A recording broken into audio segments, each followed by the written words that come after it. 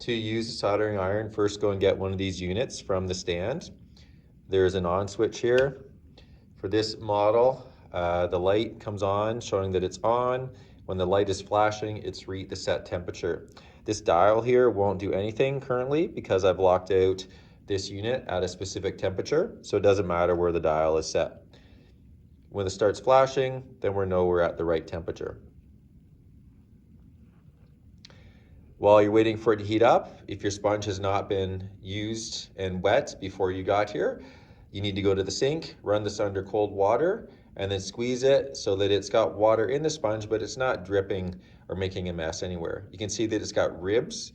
You're gonna put it into the iron holder so that the ribs are going across. The purpose of the sponge is to allow you to clean off extra solder from the tip of the iron by pulling it across the sponge. And the ribs on the sponge will help collect that unwanted solder.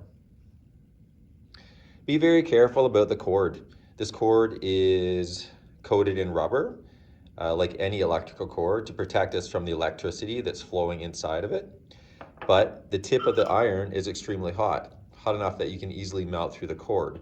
So make sure that the cord from your soldering iron, or anybody else who's working near you that has a cord to their soldering iron, is not coming in contact with where your tip of your iron is. When you're not using the iron, always put it back into the holder to prevent yourself from having an accidental burn or from causing an accident by burning through the electrical cord.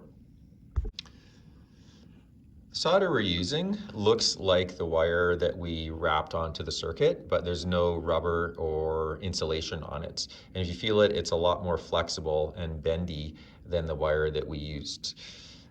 Solder is similar to hot glue.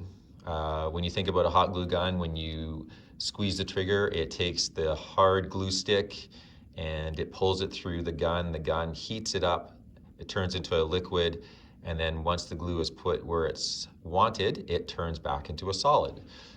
This solder is metal, and when we touch it onto the tip of the iron, it will melt pretty quickly.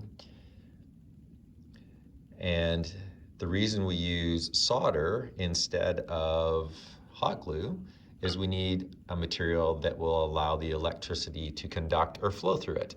And electricity flows through metal.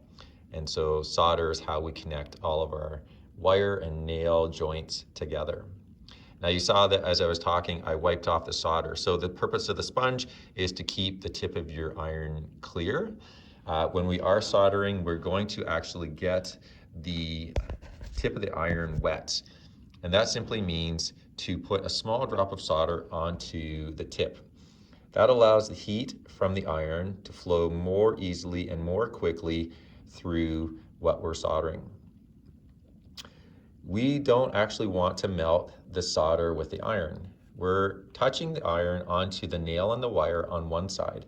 And when I bring the solder into the other side, you'll see that it's melting. And when I pull the iron away, it pulled the solder so it went all the way around the connection.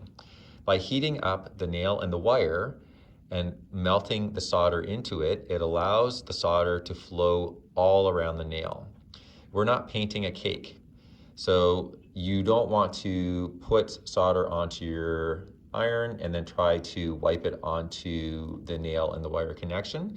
That will have no impact on strengthening and joining them together. Occasionally, you'll have to clean off the tip of your iron as it gets too much solder on there.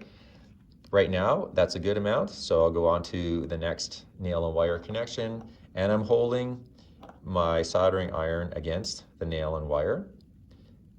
After a few seconds of holding it there, I'll see if it's hot enough. And again, I can see that the solder is melting into it, and as I pull the iron away, it pulls the solder through and around the nail. So on both of those nails and wires, you can see that there's solder connecting, filling in the space between the nail and the wire.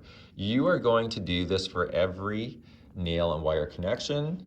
After you've soldered all the nail and wire connections, you'll go through with a pair of pliers and push gently down on the wires to see if there's any movement.